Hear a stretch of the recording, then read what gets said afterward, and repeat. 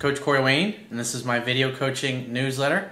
And the topic of this newsletter is going to be, are we good for each other? Well, I've got 4 emails. The first one is from a woman, and the other 3 are from guys. And there's some pretty interesting situations that they're going through, but the overriding theme, obviously, is whether or not they actually chose a good person to date or be with in the first place. That's one of the things that's so hard, because it's difficult enough finding somebody that you really connect with and then you date for a while. I mean, that's the whole purpose of dating. It's like you date to determine how long or if you want to stay with that person long term. And it's going to happen. I mean, it's happened to everybody in life, but a lot of people tend to settle, and it's like you start dating somebody and you really fall in love and you're really happy for a while, and then you realize there's a lot of things about this other person that aren't what you're really looking for. And you get faced with the decision of you can either accept them the way they are without trying to change them, or break up with them and go and be single so you can find somebody that's what you really want. And the funny thing is, or I should say the sad thing is that most people in this world tend to stay with people way long after they knew it should have ended. I can't count the number of clients that I've talked to that have been married 15, 20, 30 years, and they knew 5, 10 years into the relationship that they shouldn't be with that person, but they just went ahead and went along with it. And they made themselves miserable, sometimes for decades, with somebody they knew all along that wasn't a right match for them. And it's not until they get older and they realize, hey, I'm not fucking happy, I'm making myself miserable, and they finally leave to go find what it is that they really want. Because I've worked with quite a few of them over a long period of time, you're like, damn, I wish I had done this shit a hell of a lot sooner, because I'm so much happier now. But there's an old saying, I can't remember who said it, it's like, you're never too old to become what you might have been. So I got 4 emails I'm going to go through, and I got a quote that I wrote that is really important regarding this topic that I'd like to share with you. And it says, like tends to attract like. People who like the same things tend to like each other. If there is a part of us that is wounded, needs to be healed, that we deny, or are ashamed of, we first need to learn to fully accept and love ourselves as we are, so we can allow others to come into our lives to love us. If we don't do the work that we need to do to accept and love ourselves completely, this will create problems in future relationships, because we won't allow another to love the parts of ourselves that we have not yet accepted or learned to love. If you believe that you are unworthy in some way, shape, or form, then no matter what anyone else does or says to the contrary, you simply will not accept this, believe them, or allow them into your heart. We therefore will often stay with people who are a bad match for us because they validate what we feel or believe is wrong with us. People will always act consistently with who they view themselves to be. It does not matter whether that view is accurate or not. So let's go ahead and jump right into the first email. And this one is from a woman. She says, hey coach, I'm sending in this email and I'll wait to hear from you, but I could do with a phone coaching session. Well, if you'd like to sign up for a phone session, you can go to my website and click the products tab at the top of your screen and just follow the instructions. And right now, at the time that I'm doing this video, I'm booked 2 weeks into the future. So if like you expect to book a phone session, you're going to be talking to me within 24 hours, that's just simply not going to happen. The quickest way to get a short response in between now and the time that we can actually book a phone session is for you to do email coaching. She continues on, I believe I already know the answer to my query though. I had been in a relationship for 3.5 years and it's been over 10 weeks. I'm 50, divorced with no kids, and my partner is 51, never married. He had been a playboy type for many years and had his pick of successful, beautiful, educated women. He's cute, educated, funny, and smart. Women dig him, always have. I think he was badly hurt in a very significant relationship in his early 20s and has never healed from that emotionally. She says, we knew each other many years ago and bumped into each other in the street years later. For the first 1.5 years of our dating, he was not into it. He was clearly using me for fun times and sex and had nothing vested emotionally. When we would spend a lot of time together, he would become nervous and break up with me. He did this every 5 to 6 months. Kind of sounds like passive aggressive. I dated a woman years ago who was like that. And it's like, it sucked because when things are great, they were fucking fantastic. They were as good as they had ever been at that point in my life. But when they were bad, things were sailing along great. She became scared. She became fearful.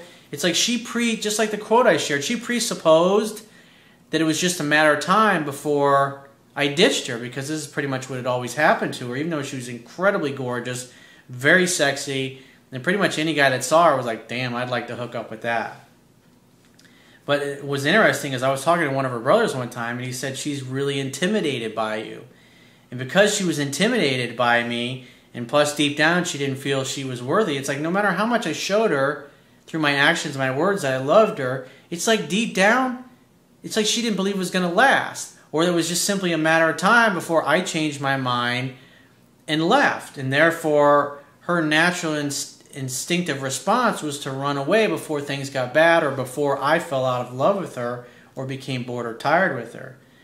I became bored and tired of the same routine, the makeup breakup crap that went on, and eventually I just didn't feel like fixing the relationship anymore, and I just let it fall apart in essence, and then we broke up for good because it just wears you out. You date somebody for several years, and it's like no matter how much you love them and how much you show that you care about them, it's like they just won't believe it because that's the view that they take of themselves. She says, in 2012, something changed, and I started acting more stable, and I got a good job, and his attitude turned around substantially. He wanted me to stay with him every weekend, Friday, Saturday, Sunday, and I have a dog, so I was not able to see him during the week, although he would have liked to. He's a needy guy and likes to spend a lot of time with a person, but never shows the neediness except with this one action. We spent almost 2 years, minus one more breakup, every weekend, talking, texting daily. We had great rapport, great communication, great chemistry, and a lot of fun. I never trusted him as I never felt I was truly what he wanted. Yeah, you could tell that he wasn't fully present with you. And if he's kind of flighty and fearful, like you said, because of something that obviously happened in his 20s, it's like the same thing my ex-girlfriend was like. She was just afraid of letting it. And one of her other brothers like, hey, you got to be patient with her because when a guy gets really close, she gets scared and she runs away. And that's the way she was. And after several years of that, it fucking drove me nuts. I just couldn't take it. It's not a lot of fun when you really love somebody and then they just ditch you or they blow you off or they stop calling you and they run away and hide for a week or two, and then then when you stop running after them and you just let them go, and then they come back, think things are good until they get scared again and then they run away. And her way to resolve problems was just to have a breakup because she was a terrible communicator. She says, we fought a lot as it always felt that he never was fully present in the relationship. He broke up with me 4 times during this 3.5 years, and each time for about 2 months, although we would still be in contact and occasionally have sex. The union always felt unstable for me, with good reason, she puts in parentheses. He drinks and has a problem with this. He's never abusive, and he's always a fun-loving companion when drinking, but often goes for months where he entirely abstains. When he abstains, he gets rid of me. So it sounds like he's using alcohol as a crutch to avoid dealing with his own feelings of insecurity, unworthiness, depression, whatever happens to be going on. Obviously, he has a part of himself that he hasn't learned to love and accept. And of course, when he's drinking, it kind of numbs those feelings and they go away. That's obviously an unhealthy addiction there. And plus, it's not your job to fix this guy. He's been like this way for a long time. And until he gets to a place where he accepts that he's fucked up and realizes what's fucked up about himself and is willing to do the work on it, this is the way he's going to be. And so nothing's really going to change with this situation. She says, it's like he can tolerate me when he's drinking, but when sober, I'm not a suitable mate. In October, he stopped drinking again. He was very depressed, and his business, he's a realtor, has not been going well, and we fought for the whole month. I became very needy, very emotional, and very unstable while he was pushing me away. You, in essence, were acting unworthy as well, and that's why I said in the quote, like attracts like. It's one of the reasons why the two of you were drawn together, because you both have parts of yourselves that you haven't learned to love and accept. And when you're in a fearful place like that, when you in some way, shape, or form don't feel worthy, this is how it manifests itself. This is how it shows up. And so therefore, if he doesn't call or call you back in the time that you expect, you get upset, you get mad, you presuppose that he's doing it on purpose. It was the exact same type of thing that my ex-girlfriend used to do. She presupposed that everything that I was doing that was upsetting her, I was doing it on purpose to hurt her. She says he broke up with me again, and this time he said he would not go for another round of this, that there was no future and there was nothing to go back to, and his heart just wasn't into it, and that people with our issues should just not be in a relationship together. I was devastated, half expecting him to change his mind as he always had in the past. We had been in minimal contact, and I had been chasing him with reckless abandon for weeks. See, the thing is that if you loved yourself and you had self-respect, you'd say, this is ridiculous. I'm tired of you treating me this way and tossing me aside.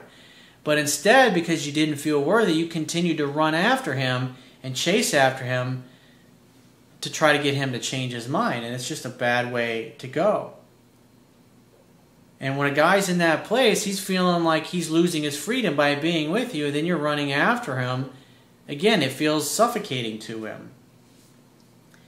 She says, I tried no contact for weeks, but I am in so much emotional pain, I always end up texting him. Well, the thing is, you got to be strong enough to let him go, to realize that unless he's willing to work on the relationship and come back and say, hey, I'm sorry, I shouldn't have done that, and apologize, it's a moot point. But it's like a game of tennis here. It's like you're hitting the ball across the net to him. Instead of waiting for him to hit it back over, you're running around the other side of the net, hitting it back over to yourself. Remember, a game of tennis it's between two people. She says, I realize that my neediness is not attractive and would repel him even further.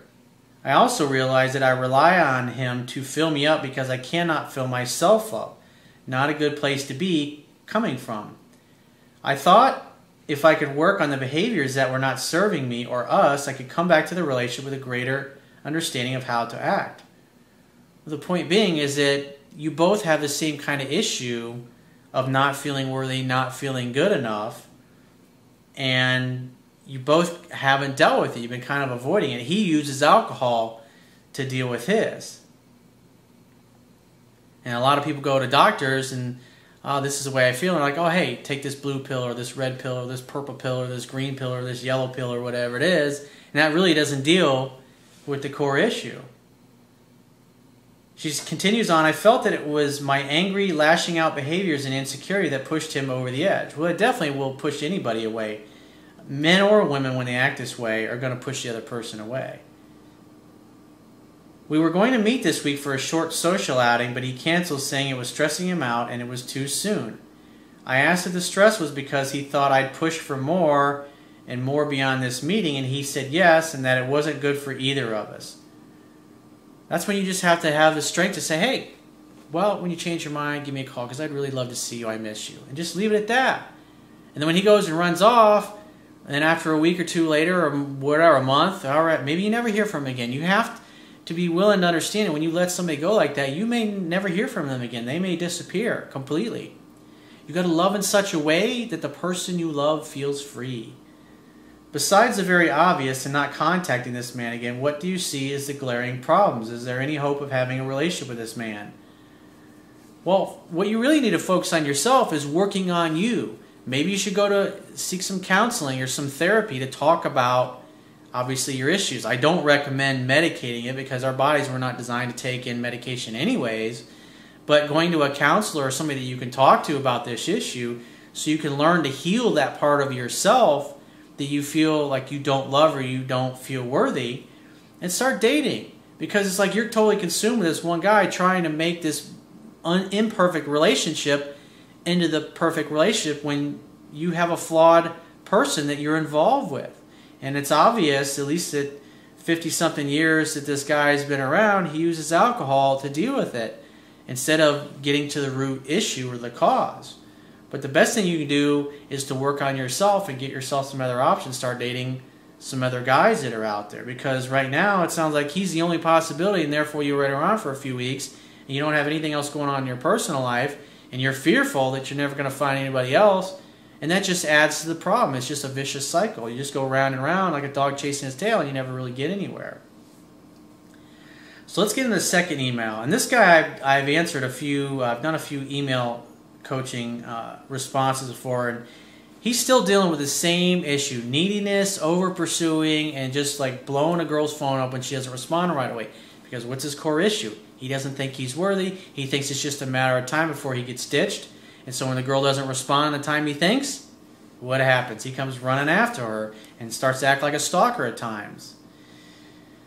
So he says, "Hey coach, you've been right so far. As I've written you before, I've been dating this girl for about a month. We've had approximately 7 dates. The last date, on Saturday, she came to my apartment in the early morning hours with some food. After we ate, she wanted to go to bed, and we did. However, she did not want to have sex, but only cuddle. I did try to have sex, and all I could get her to do is to take off her clothes and let me feel her up and some making out. She also made," and this tells me you're probably being impatient as well. 2 steps forward, 1 step back. I talk about this extensively in my book. Another reason why you need to read the book 10 to 15 times to the point where you don't have to think about it anymore because you don't know the material well enough. That's also one of your problems. You cannot get around learning the fundamentals. She also made the comment of how messy my apartment was, and frankly, it was messy. In the morning, I tried to have sex, but she would not even kiss me. She then left that morning, and we texted throughout the day. The phone is for setting dates, dude. It's as simple as that. Before I went to bed, I texted her that I thought she was awesome, that I would like to see her more than once a week. The phone's for setting dates. Why would you say something like that? You're completely acting like a woman here, dude. He says, I told her this because she commented how we only go out once per week. Look at a woman's actions. That's what you need to look at. She says she wants to see you more than once a week, but if you would let her call you and then you would have made the next date, you would have been fine. But since you're in a fearful state and you're presupposing that you're going to get ditched, or that getting ditched is just something that's going to happen in the near future, you're going to always over pursue and come off as being needy. She replied with, sorry I missed you, but I was driving, and sweet dreams, babe, and see you soon. In the middle of the night, I got up and texted her back. Come on, man. You're acting like a little boy. I called her Monday to set up another date, either Wednesday or Thursday, and she said Wednesday with New Year's, and so I suggested Thursday. The way you're trying to set dates, you're fearful that she's never going to want to see you again. So you're just naming one date after another instead of going, when are you free to get together? Exactly what I talk about in my book, and let her tell you, and then plan something then. And then if she says, gee, I don't know, my schedule's kind of full this week, then say, great, figure out your schedule, and then get back to me, and we'll plan something then. I got to run. It was great chatting with you. I'll talk to you soon. And then you leave the conversation. You got to have the balls to do that. You're sitting around on pins and needles, hovering around, waiting for her to give you the approval that you so desperately want. She said maybe. When a woman says maybe, it means no. And she may cancel because she was starting a new boot camp class that she wanted to go to. If a woman says something like that, I'd say, well, let's just do it another time when you know you definitely are free. Because I don't want to plan a date and then have to cancel the last minute. So you got to be willing to do the takeaway. If you felt like you had something to offer, you'd be cool with that. Because you would want to be wanted by the other person. But you're not giving her the space to want you back. Because you're trying to force things along because you fear losing her. You got to love in such a way that the person you love feels free, and you're not doing that.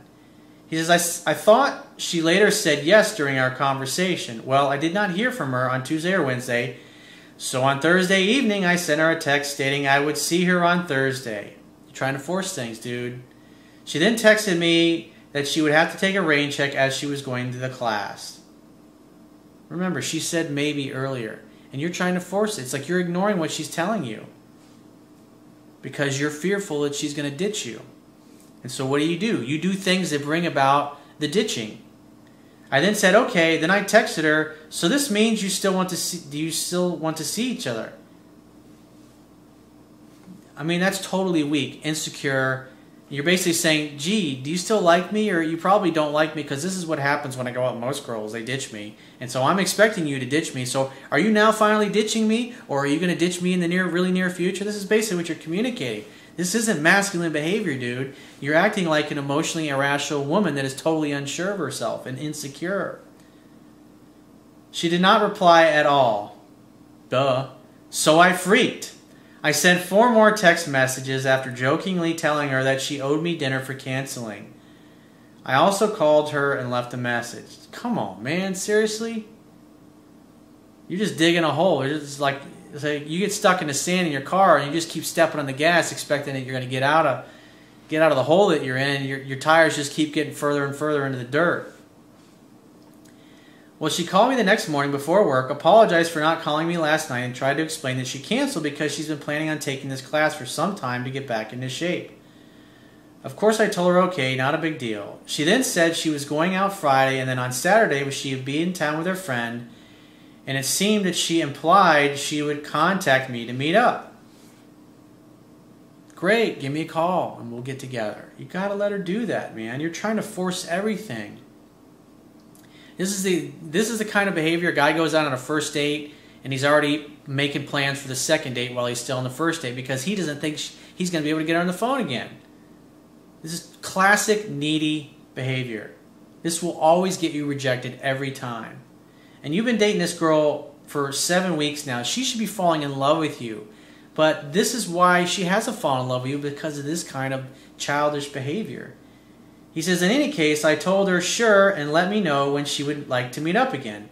I did this because she canceled and I felt she has not made any concrete attempt to reschedule. Yeah, you haven't given her a fucking chance. The next day I called her. Dude, you just told her to call you. And so you wait a whole 12 hours until the next day you wake up. Now you're calling her again? Come on, man. Seriously. It's like when it comes to coaching people, you have to be fat. Not literally fat, it's an acronym. It stands for faithful, available, and teachable. And from what I'm reading in this, it's like I've told you these things before, and it's like you're not coachable, dude. You're not listening to me. It's like I tell you what to do, and it's like goes in one ear and out the other because you are completely getting hijacked by your fearful, insecure emotions.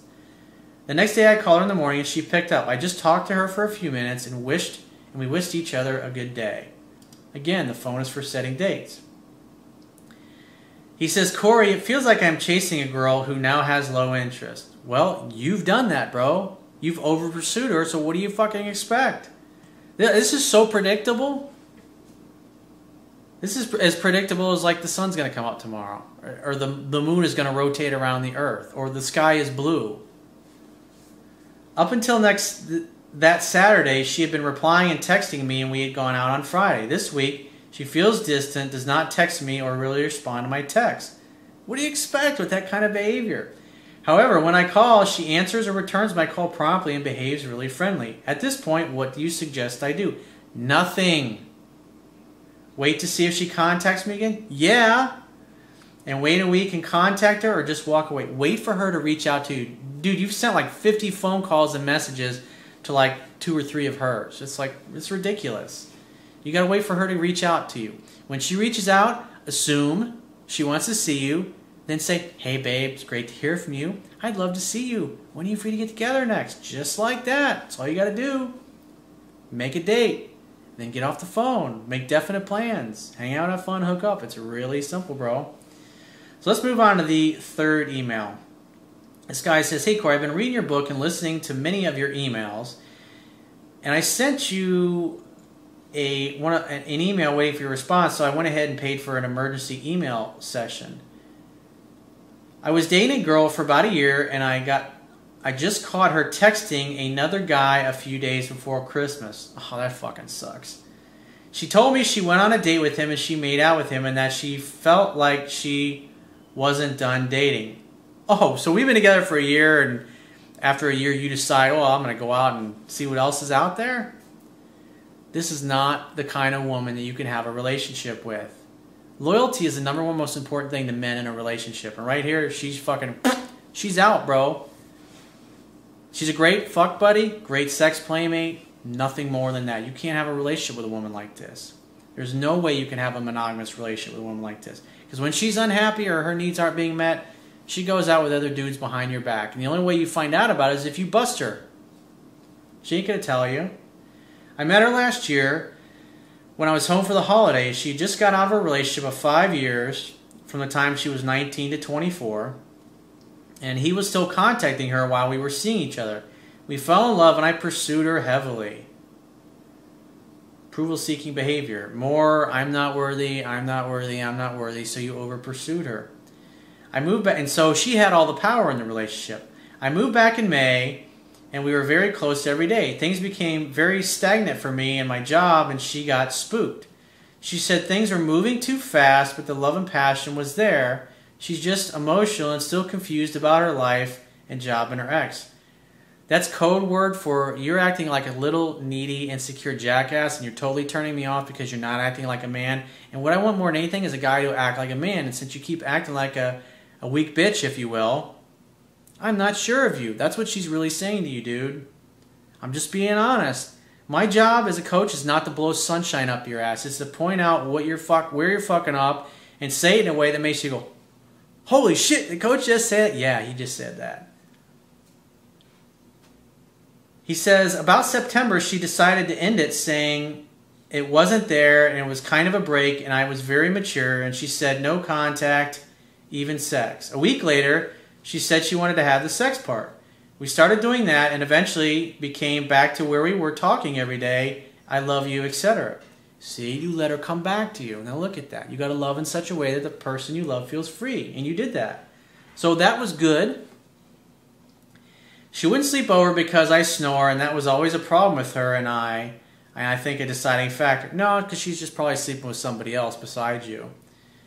Before the break, it was okay that she dealt with it. But after, she was serious about us being together and how amazing I was, but wanted to sleep in her own bed because I snored. Whatever. I snore too. Women I date never seen that. You know, they wake me up. They're not going to go, oh, I'm not going to sleep with you because you snore. We stayed on this course for the next few months, and it was distant seeing each other 3 to 4 days a week because she worked all the time and she worked out, etc. She would come over, we would hang out, have sex, and then she would leave. No problem like that. See, she's acting like a sex playmate the whole time. All the while, we were always, I love you, kissing, very playful and super fun with each other. Not too many times we would fight. Recently, she became a little distant, and we had a few arguments, and I told her that I needed more affection and that I didn't need much, but I did need that. You're acting like a woman here. You got to let her come to you. If you let her come to you and she'll fall in love. If you do the things I talk about in my book, she'll want to be around you all the time. She won't leave your fucking ass alone, dude. Remember, feminine energy about bonding, connecting. And the problem is you're chasing too much. You're acting like a woman too much of the time. And so she never gets to that place where she feels safe and comfortable enough to where she'll choose to want to be with you all the time. She agreed and even wrote me a note and hid it in my sock drawer that she was never going anywhere and I was hers and how much she loved me, etc. We got to understand, when you get those kind of notes from women, it only applies when she writes it because women are emotional beings. And when they express things like that, it's just expressing what they feel in that moment. Now, a day later, they could be totally hating your guts and wanting to cheat on you, which is the type of girl she is.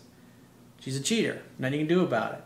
The next week, we fought pretty bad about the space, and she talked about us being friends with benefits and that we weren't together and she wasn't obligated to me, and she felt guilty that she couldn't see me. See, again, this is what happens. You're trying to force things.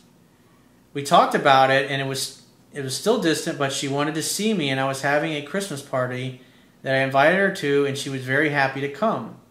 It was like normal, and all the kissing and sex talk, but she was on her period, and nothing out of the ordinary till I saw her texting a guy. I asked her who it was, and she lied to me, so I got quiet, and she told me it was a guy she went on a date with. I was so shocked, but not angry. Probably not surprised, are you? I talked to her about it, and she said she was just curious. She didn't know how to tell me, and she didn't want to lose me. She pleaded that with me, not to kick her out of my life. I told her that she was going to do it if she wanted to, and that she needs to go do it. I just need my space and privacy while she does. She got mad and left the next day, and she begged me to forgive her, and she was so sorry. Oh yeah, I'm sure. And she would do anything not to lose me, but she wasn't going to quit talking to this guy. Yeah. She said she wasn't done dating and that she missed her 20s and she still wants new things. I told her no. She continued to beg me to come to Christmas with her family like we planned. I was so confused and asked her how could it work when she would go on dates but not sleep around. Would she like it if I was dating? And she said absolutely not. But hey, she's a woman and she wants her double standard. And you're too much of a sucker to stand up to her, so she gets what she wants. So I was confused, but this whole time I've kind of known that we were rocky, and she was still all confused about her ex and not experiencing anything but with him. I've always known this, and I wouldn't mind being friends with benefits. Well, he continues on, but there's just no reason to go through the rest of this. I've heard enough. The bottom line, this is a great fuck buddy, and that's it. So if I were you, I would do nothing. Let her call you, and when she reaches out to you, make plans. Just have her come over to your place, hang out, have fun, and hook up at your place, and that's it. If you want a girlfriend, a good woman to have a relationship with, start dating another woman, and move on with your life. Get some other options, because this girl is not the option. She can't be what it is that you want. Loyalty doesn't mean jack shit. She doesn't mind lying to you, because she obviously did it right to your face, and she's hooking up with other guys, and this is what she wants to do. So you should just say, hey, look, we don't have to be exclusive. We can date and hook up. You can date whoever you want, sleep with whoever you want. I'm going to do the same thing, and let's just hang out and we'll have an open relationship. And that's what I would do if I were you. But to think that she's going to become a great girlfriend and a great woman to have a relationship with, it's just, you're deluding yourself. So let's get in the fourth and final email. This guy says, hey Corey, I'm 60 years old, and as with most guys, I'm reluctant to ask for help. But I just can't come up with a solution to this problem. My ex-wife of 18 years ago ran off with another guy. We separated, and a year later she asked if she could come back. I was in another relationship at that time, and I said no. I would have said no anyway. Well, good for you. A lot of guys wouldn't be able to do that. They wouldn't have the strength. She then began spreading vindictive lies about me. These lies have followed me ever since. 3 months ago, I ended a recent relationship of 9 years. We parted ways as friends, agreeing that we just were not compatible. Things were okay between us until she saw me with another woman. There was an embarrassing public scene with her screaming, I've gone 3 weeks and you are already with another woman. You said that you love me. Included a chorus of profanities. I bet that was a lot of fun. That's something like out of a movie, dude. It's like Jerry Springer shit. I didn't confront her, but turned and walked away. What else are you going to do? Disappearing into the gathering crowd as her tantrum continued. She then followed my ex-wife's example and began making up stories, also embellishing my ex-wife's stories.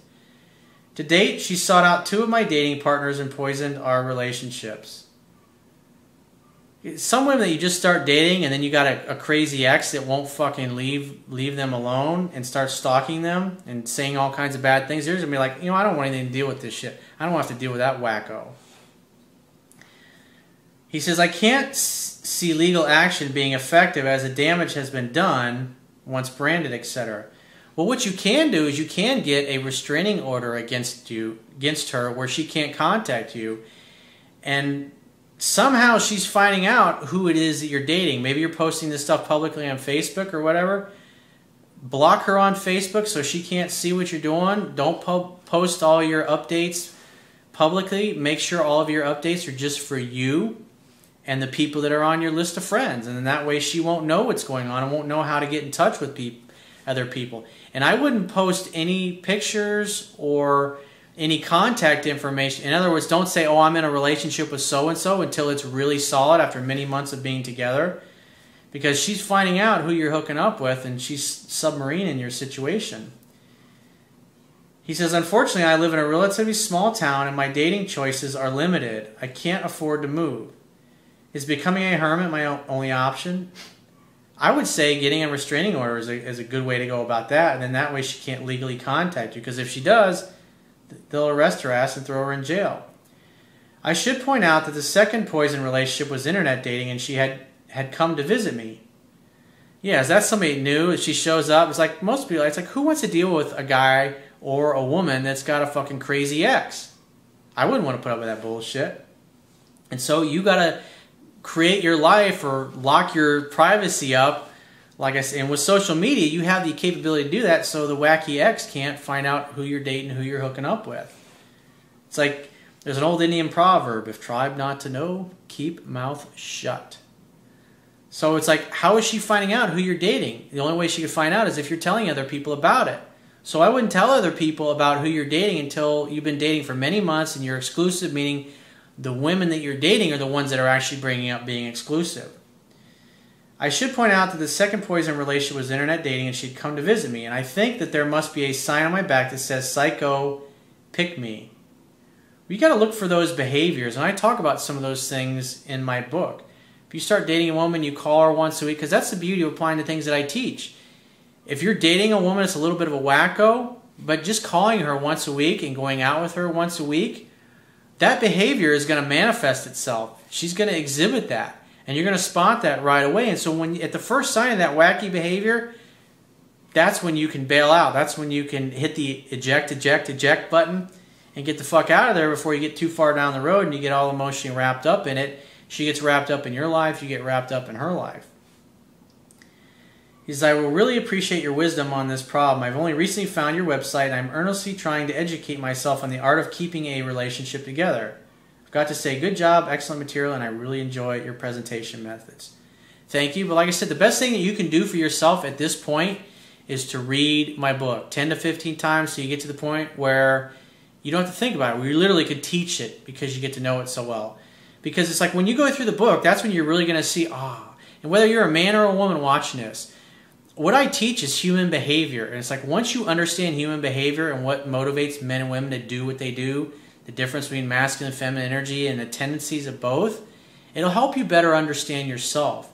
And if you can understand yourself and what causes you to feel certain things emotionally, then you're no longer hijacked by your emotions. And that puts you at choice, meaning that you can actually notice what's going on internally, notice what you're feeling inside, and then make a rational, logical choice that will help you get from where you are to where you want to be. And if you'd like to get my help personally, the quickest way is to book a paid phone, Skype, or email session. You can do that by going to my website, clicking the products tab at the top of your screen, and just follow the instructions.